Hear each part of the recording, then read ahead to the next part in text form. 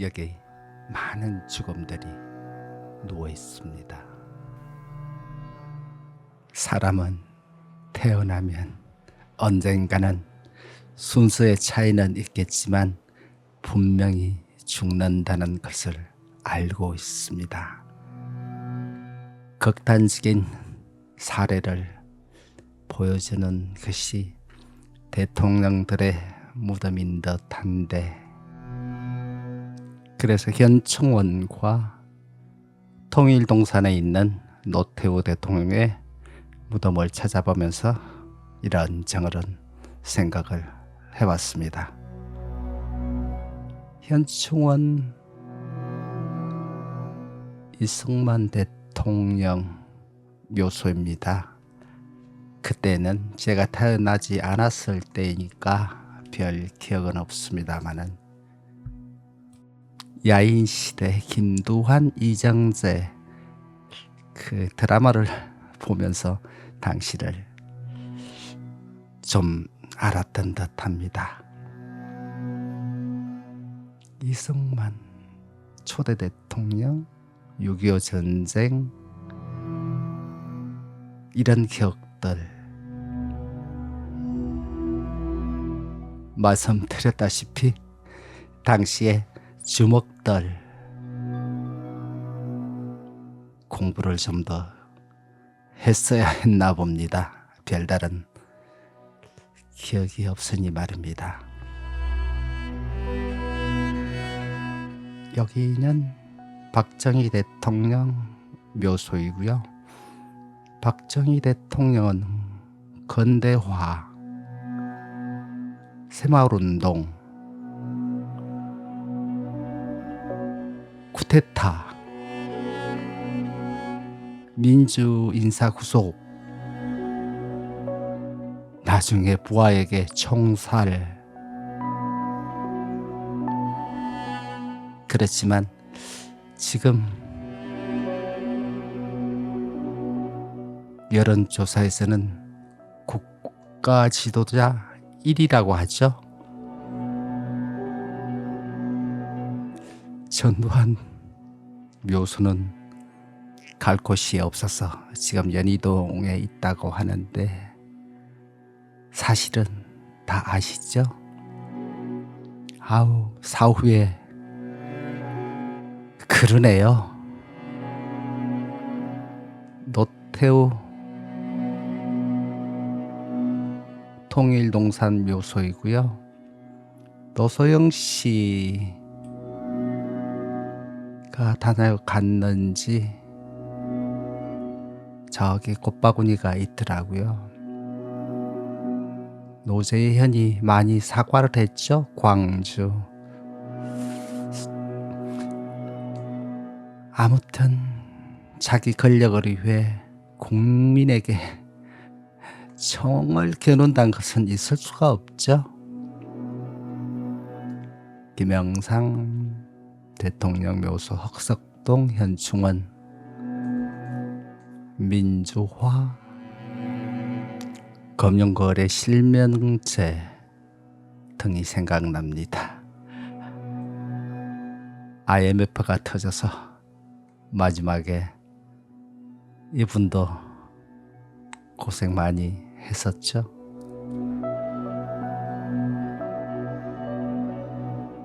그리고 또 마지막엔 장남 아들 문제로 시끄러웠던 기억이 납니다. 하긴 그땐 어리기도 했고 어리진 않았겠죠.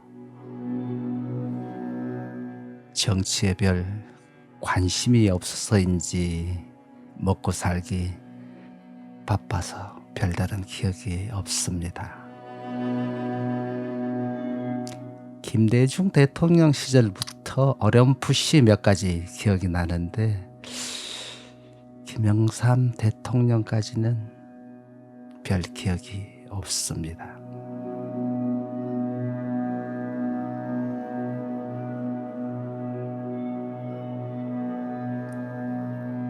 김대중 대통령 묘지 가는 길이고요.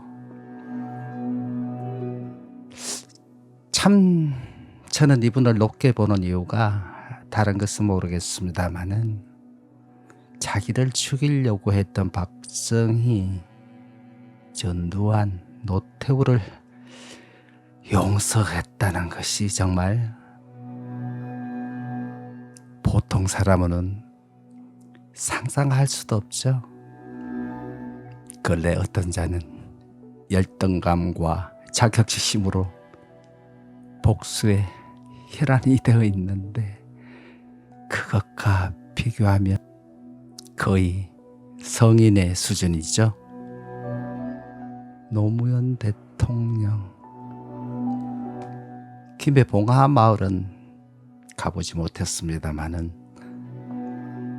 제가 기억하는 노무현은 소탈하고 서민적이며 사람 냄새가 났었다는 생각입니다. 글쎄요, 부끄러움을 아시는 분이라 그렇게 말하는 것이 맞겠죠. 자신의 부끄러움이 아니라 주변 사람들의 부끄러움을 자신이 책임졌다고 해도 과언이 아니죠. 아쉬운 분인데 지금 대한민국을 보면서 무슨 말씀을 하실까 궁금하기도 합니다.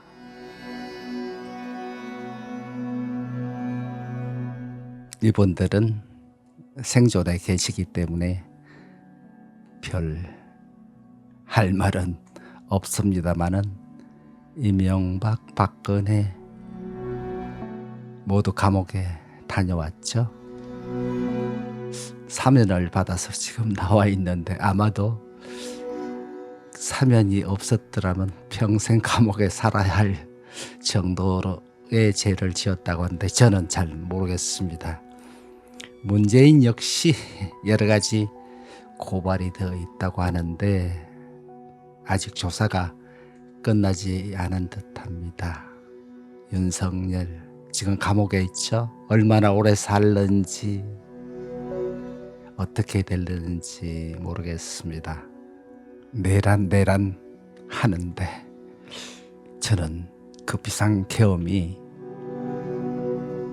내란인지는 모르겠습니다. 제가 법을 모르니까요. 그런데 대통령 비상계엄을 할 수 있죠. 절차가 잘못되었는지 그런 것은 제가 모르겠습니다만은 억울한 누명을 쓰고 있는 듯한 그런 기분을 지울 수가 없습니다. 이렇게 재판이 끝나고 다음 정부가 들어오면 감방에 있다 사면을 받을런지 아니면 재판에서 무죄로 나올지 모르겠습니다. 저는 그에 대한 지식은 없지만 상식적으로 생각해 볼 때 과연 저 비상계엄이 내란이고 저렇게 고초를 당해야 하는지 의문스럽습니다.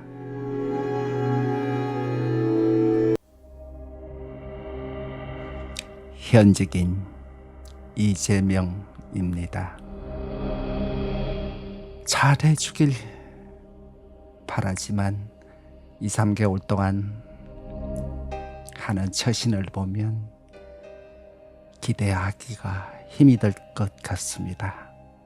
제 개인적인 생각입니다마는 자신의 범죄를 덮기 위해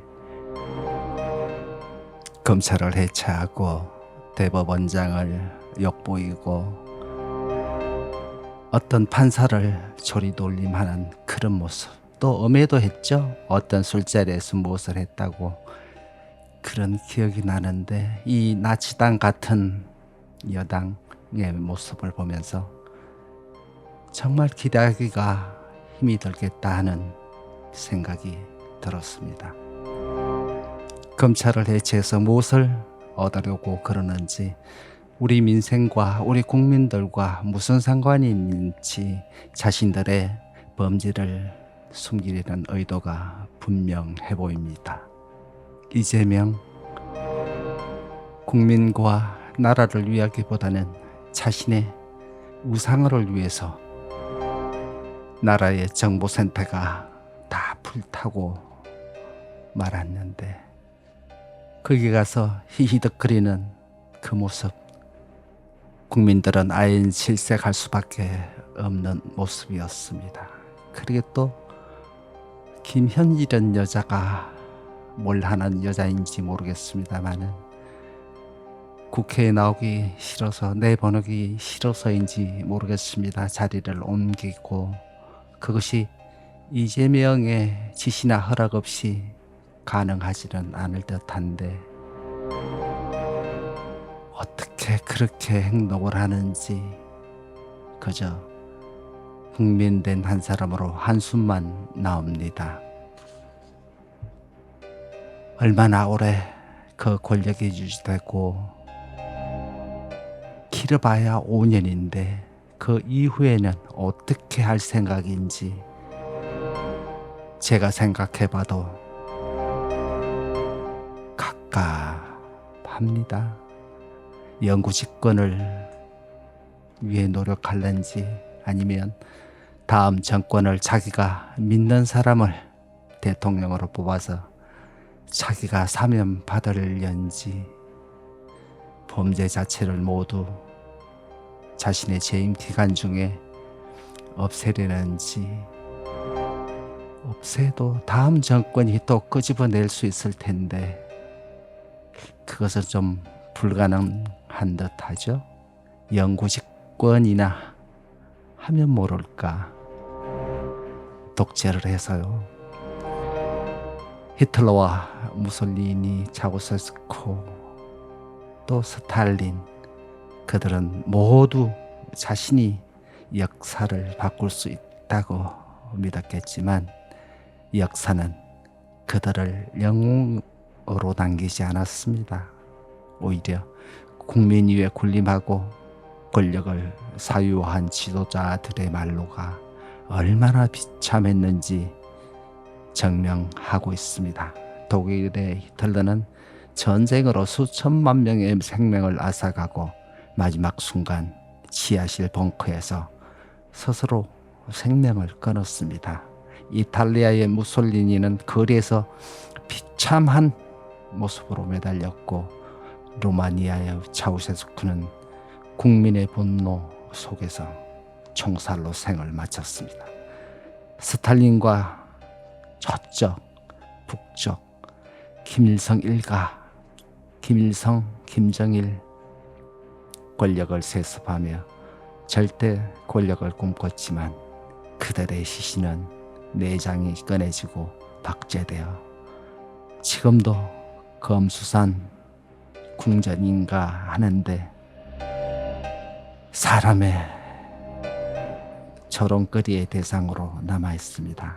멀리 가지 않아도 박정희 대통령 부하에게 시해당하고 전두환 아직 묘지를 찾지 못하고 자기 집 마당에 있는 모습이 독재자와 범죄자의 마지막 모습입니다. 역사는 반복됩니다. 권력은 언제나 국민으로부터 나오며 그 권력은 영원하지가 않습니다. 그 권력을 사유화하려는 순간부터 붕괴는 시작됩니다. 지금의 대한민국은 어떨까요? 사법기관이 흔들리고 정치적 이해관계가 정의를 앞서는 현실 속에서 국민은, 나는 다시 한번 묻습니다. 이 나라는 누구의 것인가? 여당의 것인가? 이재명의 것인가? 그것은 국민으로부터 위임받은 권력을 헌법에 따라 행사하는 권력입니다. 무소불위의 권력이 아니고 자신의 범죄를 숨기기 위한 그런 권력이 아닙니다. 재판이 모두 정지된 것은 어떤 세력이 판사들을 압박했거나 아니면 스스로 판사들 스스로 바람이 불기도 전에 머리를 조아리고 비겁한 자들의 모습이겠지요. 민주주의의 본질은 책임입니다. 지도자는 국민에게 책임을 져야 하며 국민은 그 책임을 끝까지 묻는 존재여야 합니다.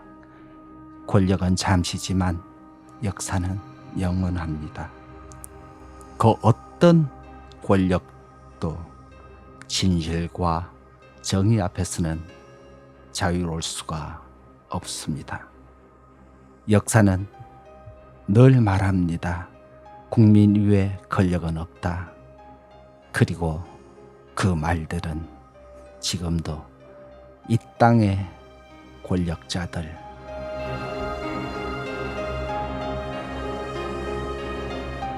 힘이 있는 자들에게 묵직한 경고를 하고 있음에도 전혀 듣지 않으려 하는 자들, 내일 자신의 출세를 위해 나라 걱정보다는 자신의 안위를 먼저 걱정하는 사람들이 정치인들이고 위정자들입니다. 여러분, 감사합니다.